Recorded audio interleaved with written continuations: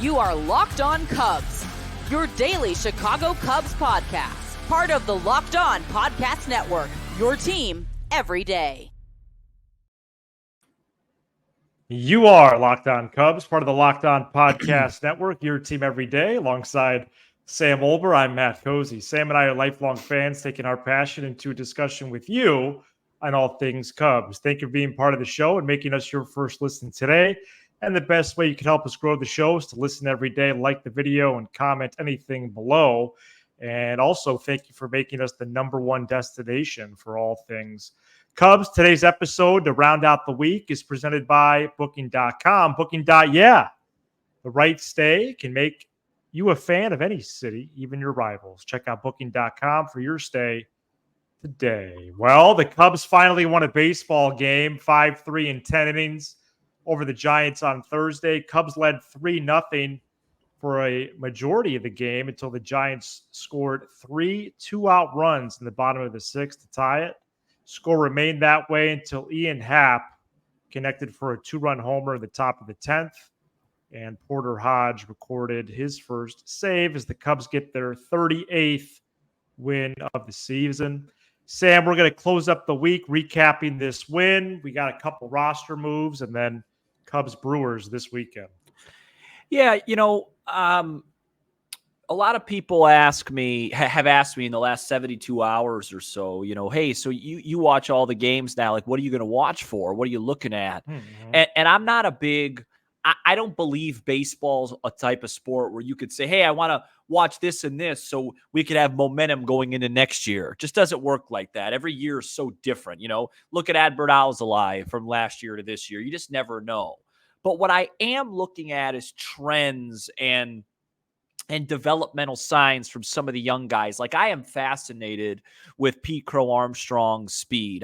I knew that he was fast. I didn't know he was like fastest guy in the league fast. And I'm at the point now where if he were to figure out a way to just bat about 240 with a 300 on base, he probably could flirt with 80 or 90 stolen bases. And Cubs fans have had a very difficult time for a long time, but we were spoiled a little bit. I feel like in 15, when those prospects came up and just instantly had major reactions, major impacts. Contributions. And, it doesn't really work like that. And so, PCA doesn't look great at the plate right now. Maybe he will next year. Maybe it'll be like CJ Abrams and he'll have a big year 3 jump. But when you have that type of speed, that's something to watch for. And so I'm really looking at his at-bats. And today, Luke Little threw the ball wonderfully and struck out the side. There's no better options in the pen. Let's roll him out. Let's see what he can do. Let's see if Tommy Hotovy in this, quote, pitching lab, unquote, can get him to consistently throw the ball over the plate. Porter Hodge came into a high leverage situation. I thought he got away with a couple of hangers on Thursday afternoon, but eventually got the save. Let's see if those guys can at least be in the mix heading into next year, because they're young live arms that actually throw hard for a change. So that's kind of what I was looking at. And I thought for Thursday's game, I thought PCA's speed was on display. Little and Hodge, that was nice to see. And then obviously Happ had the big swing of the bat in the 10th after making up for a poor at bat in the 8th.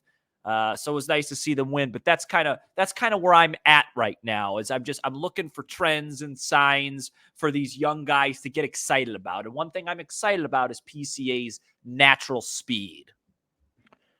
Yeah, I was reminded of that sort of show content as well earlier on Thursday, thinking about our 2-year anniversary of taking over the show coming up on July 5th. And after the 2022 trade deadline, that's pretty much how our episodes were. Yeah, they were less about the games and more of like, hey, who could contribute in 2023 and who could be a trade ship and, just things like that. And it's unfortunate that we're in a spot where we have to consider those things again.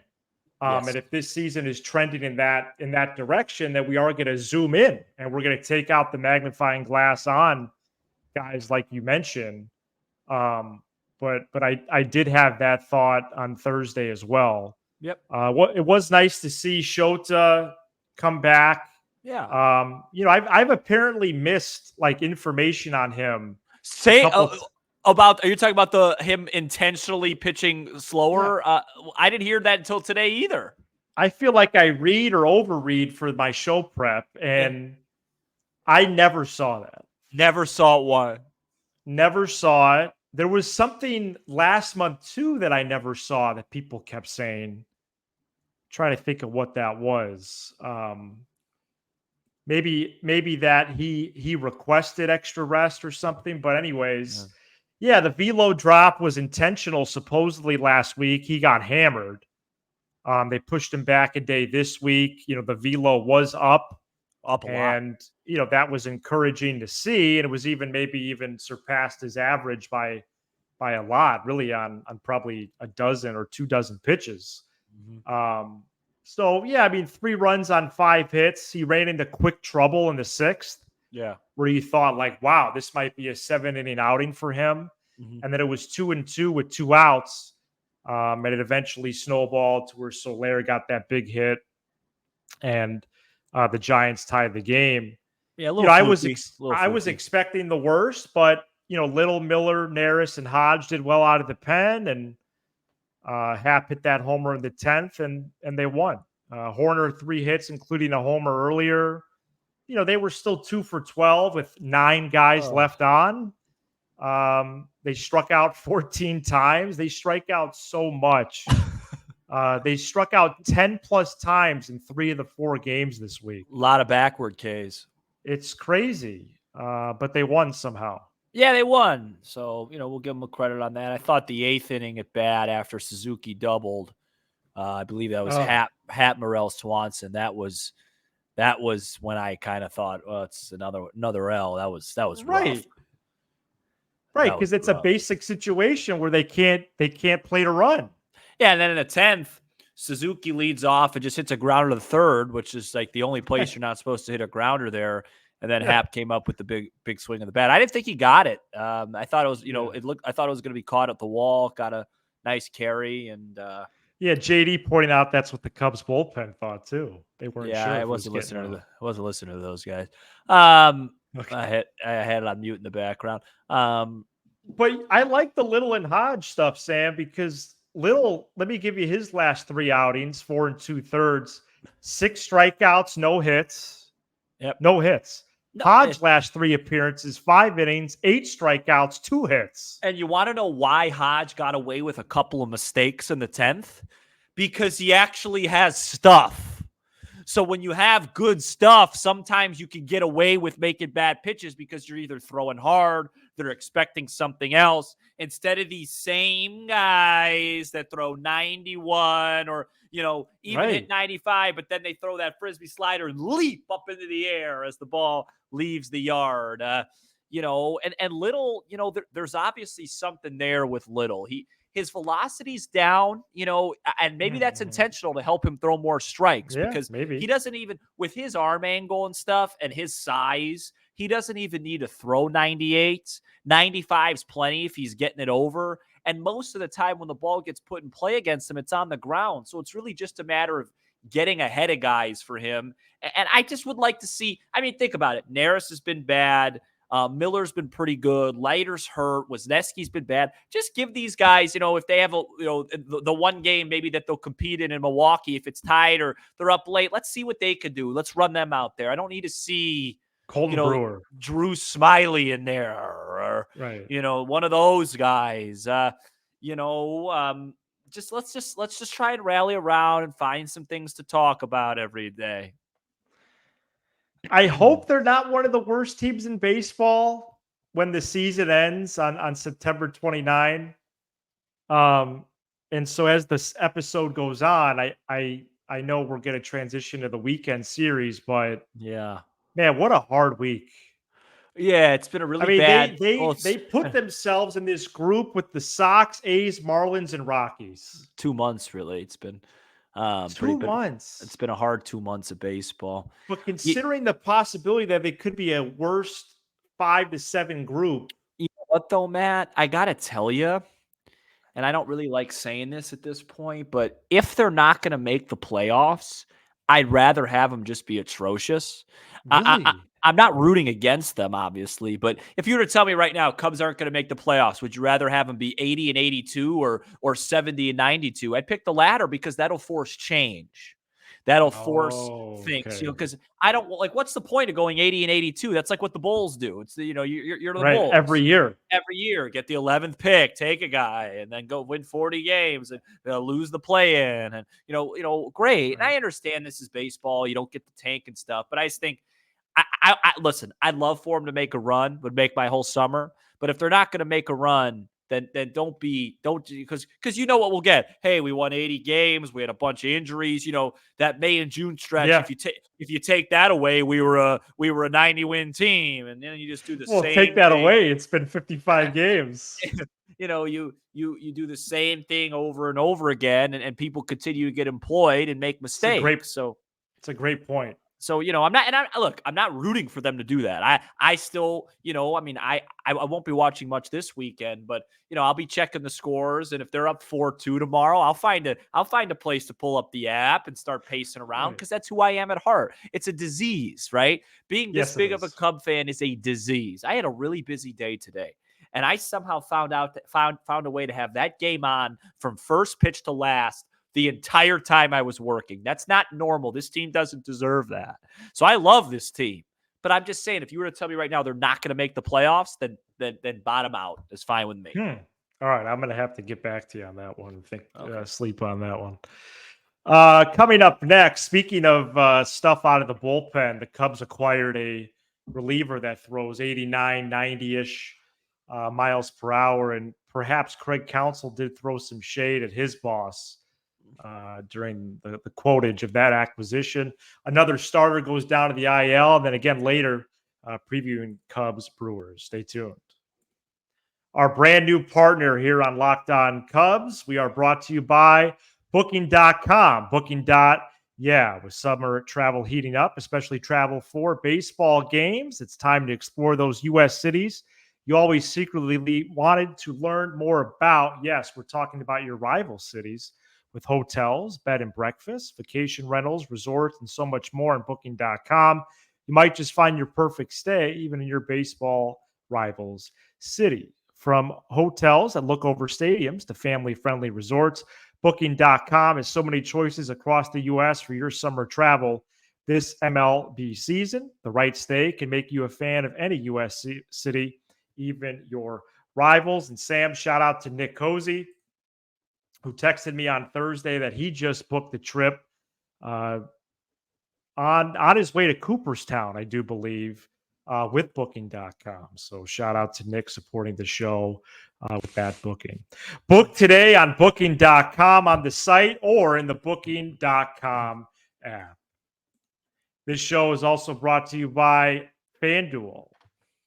We love sports. We love them so much. We never want them to stop. But as the playoffs have now wound down, we get fewer games. And the sports aren't sportsing like we want them to. But FanDuel lets us keep the sports going whenever we want. All we have to do is open the app and dream up any bets anytime that we're in the mood. And this summer, FanDuel is hooking up all customers with a boost or a bonus daily. That's right. There's something for everyone every day, all summer long. Don't ask me why I did this, but I found out today that the Bears are plus 330 to win the NFC North this fall. Head over to FanDuel.com/lockedon and start making the most out of your summer. FanDuel, America's #1 sportsbook.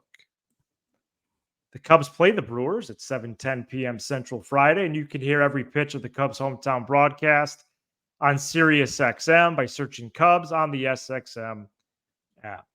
Javier Assad was placed on the IL on Thursday with a right forearm strain. Another test of the starting pitching depth, as Assad, Tyone, Steele, Hendricks, and Wicks have all spent time on the IL. Assad on the IL means that the Cubs have placed 16 players on the IL this year, and that doesn't include Tyone and Wisdom, who were on the opening day IL. Sam, Assad is injured, and 16 in-season IL trips. Wow. Yeah, I think I feel like every time we start a segment, I open it with and I want to stop doing it. Yeah, enough already. You're not asking me a question. It's my turn to talk, I'm and I continue. transitioning. Yeah. Yeah, I got to stop. I just did it again. I just got to stop doing it. Take it out of my vocabulary. I think that this has been obviously a perfect storm of brutal all year, and injuries have been a part of that. Is it the main reason that they are struggling? No, and I really hope. I think, Matt, you're better at this than I am. Don't you think before Tuesday's game will be kind of a State of the Union, open up the clubhouse? Jed will probably have a big presser in the Yes. dugout, Totally. something like that. So I really hope he doesn't use the injury word too much. I do think it's dramatically impacted the bullpen. But as we've talked about, that's also on the Cubs organization for lacking depth and having pieces that could be competent out there. But yeah, I mean, there it is again. Every pitcher that is supposed to be in the starting rotation besides Imanaga has gotten hurt at some point. Alzolay has gotten hurt and was awful when he was pitching. Merriweather's gotten hurt. Almonte's gotten hurt. Smiley's gotten hurt. Lighter now. So it has been a mountain of injuries. Suzuki and Bellinger. The irony is, as you pointed out about a week ago or 2 weeks ago or 8 months ago, because I don't know time anymore because we're in this Cubs warps of time. I can't believe we're over halfway through the season. It feels like 2 days ago we were talking about the offseason. This podcast is going to shorten my lifespan, and I don't like it. No. We're going to blink. We're going to blink. Not trending well. We're going to blink, and we're going to be talking about, the 2030 is going to be a good decade for the Cubs. It scares me that we're going to be. I'm going to be living in, San Francisco. Well, it scares me that pretty soon we're going to be pointlessly talking about Juan Soto. No, well, we're not going to do. We'll do one episode tops. We're not going to be disingenuous. Or maybe a segment. Yeah. Hey, Juan Soto would be a great fit on the Cubs, and if we start a GoFundMe, maybe we have a chance to get half the money Ricketts will give him. I lost my train of thought. Oh, yeah, a lot of injuries. I just hope they don't use that as the main excuse. And the irony is once the offense got fully healthy, that's when they stopped hitting. Yeah, we kept saying that. Hey, once they all get back together, it's going to be fine. And it was not. It's been the opposite of fine. It's been our nightmare. Matt, when's the last time Cody Bellinger hit a homer? Give us a call at 312. Go Cubs. I think it was that homer against the Rays. Yeah, I think he has two. I think he has 2 homers the last month and a half. Go Cubs. Vinnie Natoli. Who? Oh, there's an Italian name. Vinnie Natoli, who was DFA'd by the A's last week, was signed and immediately added to the active roster on Thursday. Cool. He joins Tyson Miller of the current Cubs, who were DFA'd. He's the best guy. He's the best DFA'd guy. by an AL West club, who the Cubs now have. Yeah, Tyson Miller's one of the better pitchers out there. Maybe Natoli could give the Cubs a jump start out of the pen. Craig Counsell, I don't have it in front of me, Sam, but he had an odd quote, right, about this? Yeah, he kind of, I could pull it up. It's not going to take something about Natoli doesn't have any velo. He just got to be a pitcher out there. It felt a little bit, the word I would use would be, it felt a little bit out of context, but I didn't see it. I just read it. So to be fair, right. This is from Patrick Mooney over at The Athletic. Cubs manager Craig Counsell on new reliever Vinnie Natoli, who was recently DFA'd by Oakland. Quote, he's got a little bit of a unique pitch mix. It's not velocity. He's got to be a pitcher when he's out there. It's just depth in the organization. We'll see how it goes. End quote. Not exactly not a ringing endorsement. Not a ringing endorsement of the acquisition. So I think that'll be something too towards the doldrums of August we could dive into. Like, is there a disconnect with Counsell and Jed? And Doldrums of August was the name of my first album. How when it's 102 out in mid-August and we're following a team that's trying to just breathlessly stay 10 games under 500, is there a disconnect between Jed and Counsell? There's some stuff we can have some fun with there. Oh yeah, absolutely. Because Craig Counsell, well, if you were to just not tell me anything, no context, and just show me a video of Craig Counsell every day this year, and you had to say, "Hey Sam, guess his occupation," I'd be some sort of I'd say a teller at the DMV or something like that. Or guess this person's health or something. Yeah, just he looks like he really doesn't want to be wherever he's at. No disrespect to DMV workers, but I don't know, or just, maybe he's tutoring a kid that's just not getting it, something like that. A couple. You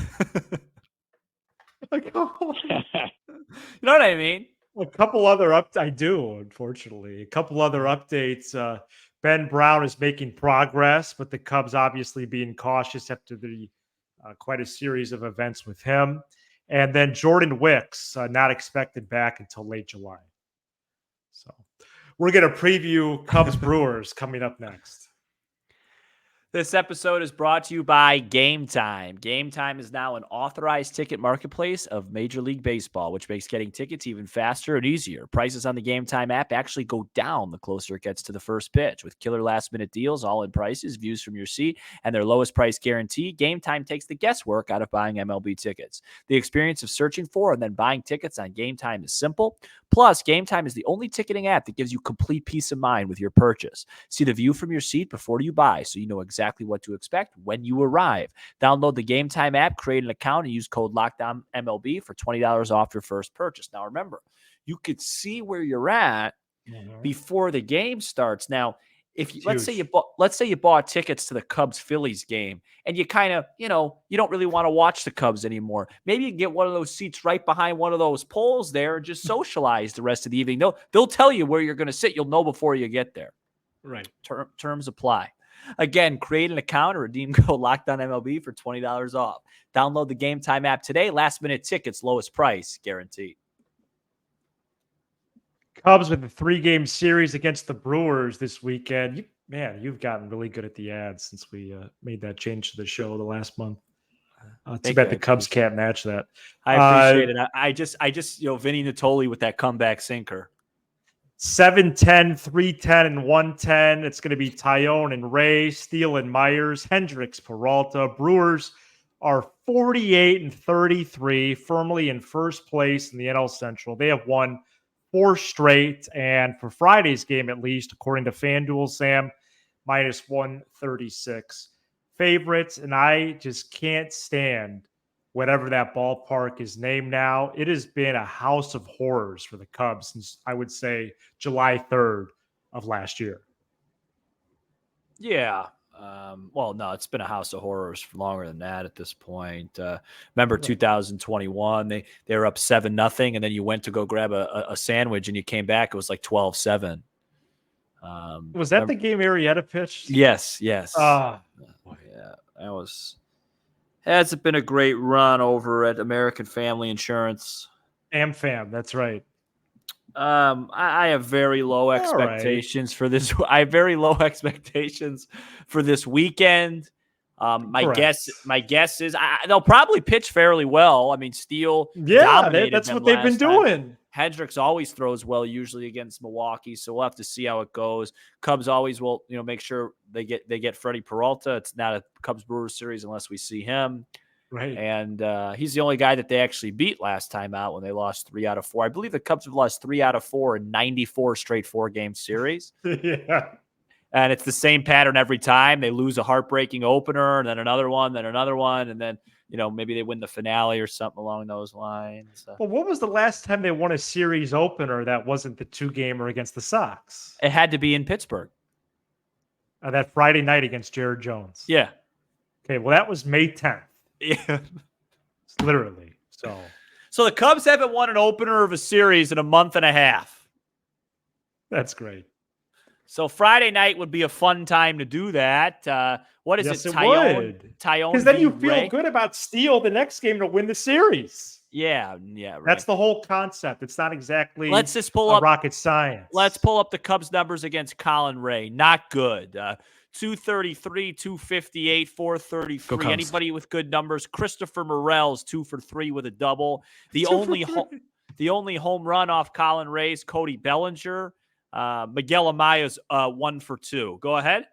Okay, well, there we go. That's something to look for Friday. And so you think you're not going to watch as much Friday, Saturday?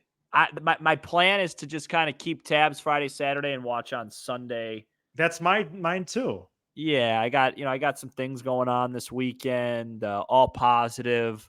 Good. And I just think, I could catch up at night. Like, you have to watch you have to watch the weeknight games to perform a program. But on Friday, Saturday, I could do a condensed thing later on. There's options. There's plenty of options, and I just don't want to. This has been a 3-month toxic relationship. There's no other way to describe it. We've all been there, most of us that are older age. Not that we're old. Yeah, but 3 months Friday. I'm just saying, 28. If you're not a kid, you've all had that relationship that's toxic. We all know what we're talking about. Mm-hmm. This has been a 3-month toxic relationship that hopefully will. Something will end. It had a few good dates in there. Good meals. Oh, 17 and 9. There's always good moments. That's why that's toxic doesn't always mean bad. There's a good round at the bar or at the bowling alley, perhaps. Absolutely. And that's 17 and 9. You came home. You called mom or dad. You go, hey, I might have found something here. We're having a really nice time. And then a couple months later, it's like, hey, even take a photo with them. Yeah, why are you still in this? And the answer is, you know what, Dad? I don't know, but I am. So, as there's an ambulance outside my window here. Thank you so much. They're coming to get Craig counsel. Yeah, hopefully everybody's okay. Thank you so much for checking out this edition of Locked On Cubs. You give us 20 to 30 minutes. We'll give you all things Cubs with a laugh or two along the way. Be sure to hit subscribe on YouTube. Smash the like button for the algorithm. Leave Suzuki's 1 for 2 versus Ray. On that.